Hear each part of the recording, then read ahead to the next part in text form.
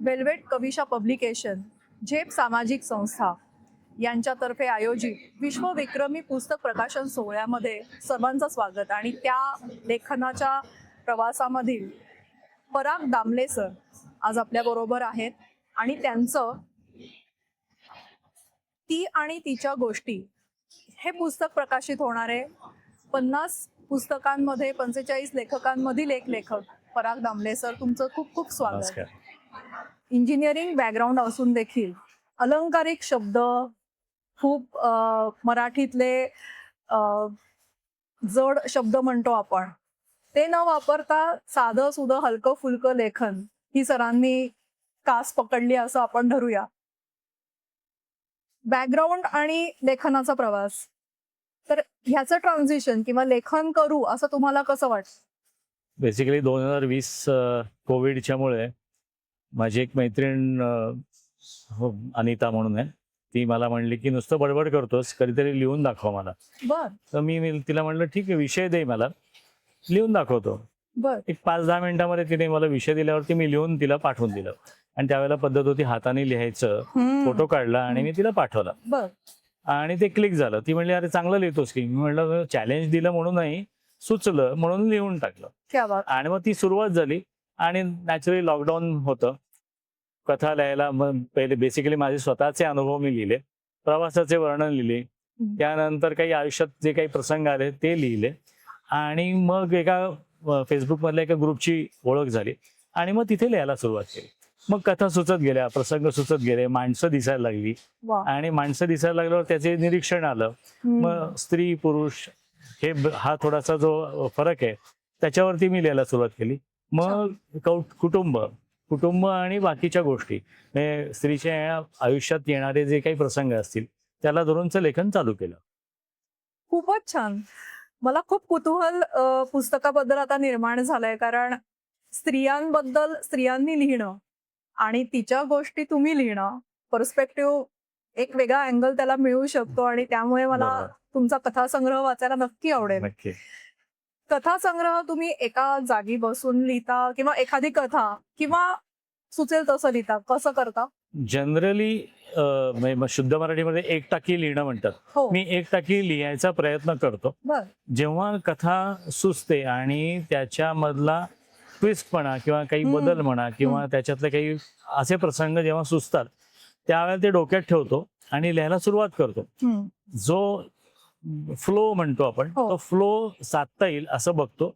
आणि दुसरं होतं असं की तो ट्विस्ट म्हणा किंवा तो बदल म्हणा वाचल्यामुळे लोकांना बरं वाटेल, वाचायला पुढे उत्सुकता निर्माण होईल, तो प्रसंग डोळ्यासमोर येईल असं जेव्हा खात्री वाटते तेव्हा मी ते लिहून काढतो पूर्ण.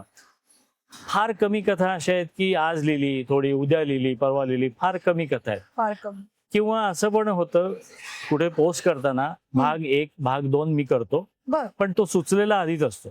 तो फक्त उत्सुकता शिगेला थोडीशी, तो मराठी सिरियल सारखं आपण करतो त्या पद्धतीने पुढील भागात.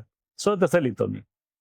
नवीन नवोदित लेखकांसाठी बऱ्याच टिप्स आता सरांनी सांगितल्या. जर नीट ऐकलं असेल तर नक्की कळेल की लिखाणाचा एक टाकी जर बसणार असेल तर ते आधी कसं त्यांच्या मनामध्ये एक चित्र निर्माण करतात आणि उत्सुकता निर्माण करण्यासाठी छोट्याशा आहेत पण महत्वाच्या टिप्स असल्या मला वाटतंय. बरोबर. तुमचे आवडते लेखक कोण असतील? ऍक्च्युअली वपू काळे. लेखक म्हणाल तर वपू काळे, पण त्यांचं ऐकलंय मी जास्ती.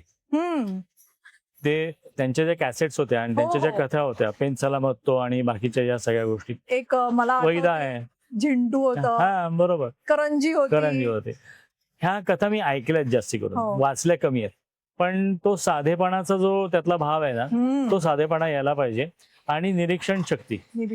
त्यामुळे वाचन म्हणाल तर आवडते लेखक वपू काळे, पु ल देशपांडे, ती दिग्गज मोठी माणसं आहेत फार. त्यांचं वाचन ते येत असतं आपल्या ह्याच्यामध्ये, पण ते ऐकणं जे असतं ना, वाचलं ते जास्ती मला भावतं.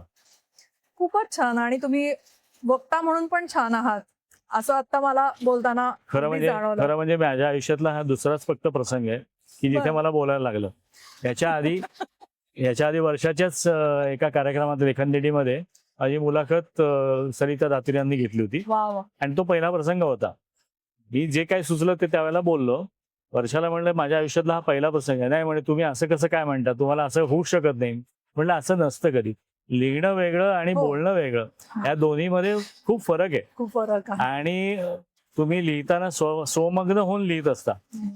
इथे समोर कोणतरी विचारतंय, त्याला उत्तर द्यायचंय जे तुमच्या रेग्युलर सिलेबस मधलं नाहीये. नाहीये.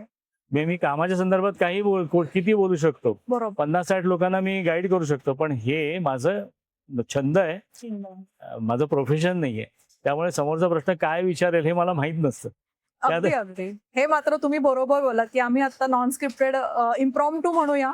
अगदी बरोबर. आता तुम्ही वर्षा ठुकरूद यांचा उल्लेख हो. केला आणि आज आपण वेल्वेट प्रकाशन, होय त्या वेल्वेट कविशा या प्रकाशनामार्फत पुस्तक आणि विश्वविक्रमात तुमचं एक पुस्तक होय. असेल, होय. तर त्या पूर्ण प्रवासाबद्दल सांगाल? बेसिकली मी लिहायला सुरुवात केली ते कधी ते सांगितलं, परंतु तो हे चालू असताना वर्षासारखी किंवा अशी जी मंडळी आहेत की हो. जे इनिशिएटिव्ह घेतात, हो. पुस्तक छापणं म्हणजे प्रकाशित करणं. आता माझ्या जवळपास 350 कथा लिहून झाल्यात. 350 कथा मी प्रसिद्ध झाले आहेत ऑलरेडी. पण मस्त. नेहमी असं वाटतं की आपण त्या कथा मलाच व्हॉट्सअपला येतात कॉपी झालेल्या, हो. मग त्या कुठेतरी स्टोअर करणं गरजेचं आहे. आणि वर्षाने जो काही इनिशिएटिव्ह घेतला हो. तो फार फार फार उच्च प्रकारचा आहे. खरंय. म्हणजे हॅट्स ऑफ टू हर. आणि ती नक्कीच. लोकांना गोळा करते, ते काम करते आणि स्वतः तिचं कष्ट प्रचंड आहेत. ती स्वतः इतकी उत्कृष्ट लेखक आहे, पण तिला स्वतःला वेळ होत नाही अशी कंडिशन आहे. खरंय. सो हा प्रवास तिच्यामुळे मला सफल करता आला. आणि तिची जी टीम आहे, म्हणजे आता तुम्ही पण त्या टीम मध्ये आहातच, सो मला ह्या सगळ्यांच्यामुळेच ते करता आलं. खरंय. एकट्याचं कोणाचं नाहीये. माझं लेखन तर ठीक आहे, म्हणजे कोणी ते हे करू शकतं. म्हणजे अगदी तिराहिताने जरी ठरवलं की नाही यांचं साहित्य सगळं गोळा करायचं आणि पुस्तक छापायचं, हे सहज शक्य आहे. पण हे इनिशिएटिव्ह घेऊन तुम्हाला त्यात सहभागी करायला लावून हो. ते करणं आणि ते सक्सेसफुल करणं सोपी गोष्ट नाहीये. सो हा प्रवास तिच्याच खूप महत्वाचा आहे आणि तिच्या बरोबर माझं नाव आलेलं. आणि मी जेव्हा वर्षा मॅमशी बोलते तेव्हा ती म्हणते की लेखकांमुळे हे शक्य झालंय, त्यामुळे हे क्रेडिट शेअरिंग असंच चालू राहणार. नक्कीच. या पूर्ण आतापर्यंतच्या तुमच्या प्रवासाबद्दल आणि ह्या पुस्तकाबद्दल तुमचं खूप खूप कौतुक आणि तुम्हाला पुढील वाटचालीसाठी खूप खूप शुभेच्छा. खूप थँक्यू. आणि स्पेशली ह्या तुमच्यासह सगळ्या टीमचं खूप मी आभारी आहे आणि या निमित्ताने ते आभार मला मिळाले. Thank you so much. Velvet Kavisha publication तर्फे जो विश्वविक्रमी सोहळा होतोय त्याच्यामध्ये आपण मगाशी पराग दामले सरांचं आपण मुलाखत घेतली होती. त्यांच्या पुस्तकाचं नाव आहे ती आणि तिच्या गोष्टी. तर आपल्याला आता तिच्याशी बोलायला मिळेल, त्या नावामधल्या तीशी. आणि घरातच एक लेखक आहे, तर तुम्ही सांगू शकाल कसं वाटतंय तुम्हाला? आणि ह्याच्यात त्यांचा लेख म्हणजे त्यांचं अख्खं पुस्तक पब्लिश होणार आहे विश्वविक्रमात, त्याबद्दल सांगाल? खरं तर तो खूपच एक अविस्मरणीय क्षण आहे. कारण त्यांनी एक छंद म्हणून लिहायला सुरुवात केली एकतर. आणि तो छंद आता इतका मोठ्या प्रमाणात त्यांनी वाढवलेला आहे, की ते आत्तापर्यंत त्यांनी 250-300 कथा, ती म्हणजे मग ती कोणीही असेल, तुमच्या घरातली मुलगी असेल, सासू असेल, आई असेल, बहीण असेल, नणंद असेल, भाऊ-भावजे, सगळ्या नात्या संबंधांवरती त्याने लिहिलेल्या त्या कथा आहेत.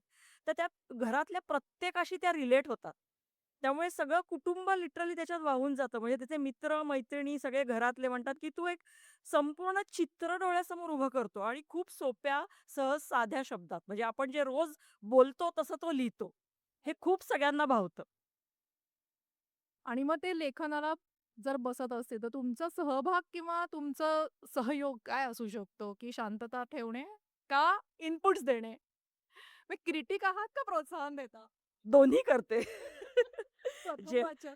प्रथम वाचक मीच असते. मीच ते पहिलं चेक करते आणि बऱ्यापैकी त्याच्यात काही वेळेला सुरुवातीला तर मी सगळं म्हणजे वाचायचे, मग त्यातनं शुद्ध लेखनाच्या चुका पूर्ण पूर्ण एडिटिंग करायचे म्हणजे जवळ-जवळ. आणि त्याला असं काही शांतता वगैरे काही लागत नाही लिहायला. त्याला सुचलं की तो जॉट डाउन करतो. ऑफिसच्या कामांमधनं वेळ मिळाला, हां, चला हे सुचलंय, आपण हे लिहायला सुरुवात करूया म्हणून लिहितो. मग घरी आल्यावर त्याचं रोजचं असतं. म्हणजे असं काही नाहीये की ही ही लेखनाची वेळ आहे किंवा ती लेखनाची वेळ आहे. घरी आलं की बॅकग्राऊंडला बातम्या चालू असतात, टीव्ही चालू असतो. तो सोफ्याकडे पाठ करून टेकून एकीकडे त्याचं शांतपणे त्याचं मोबाईलवरती टायपिंग सुरू असतं. तेव्हा कळतं की लक्ष नाहीये बहुतेक ह्याचं लिखाण आहे. मग मी वेळ सांगते, "अरे आता जेवायला बसायची वेळ झाली. जरा थांबवतोस का आता? आपण जेवून घेऊया, मग तू लिही. थांब, 10 मिनिटात येतो." पण येतो तो. जसं एखाद्या चित्रपटाचे BTS असतात, ते बघायला मजा येते. तसं आता मला लेखकाचे BTS कळतायत, की ॲक्चुअली लेखन प्रक्रिया इथे सौम्य भाषा आणि तिकडची भाषा याच्यातला पण फरक मला जाणवतो. शेवटी बायको आहे. मला पण तो रोल कधीतरी निभवावा लागतोच ना. घर आहे ते. लव्हिंग दिस कन्व्हर्सेशन आणि याच नोटवर आपण संपूया. तुम्हाला खूप खूप शुभेच्छा आणि तुम्हाला सुद्धा. Thank you very much.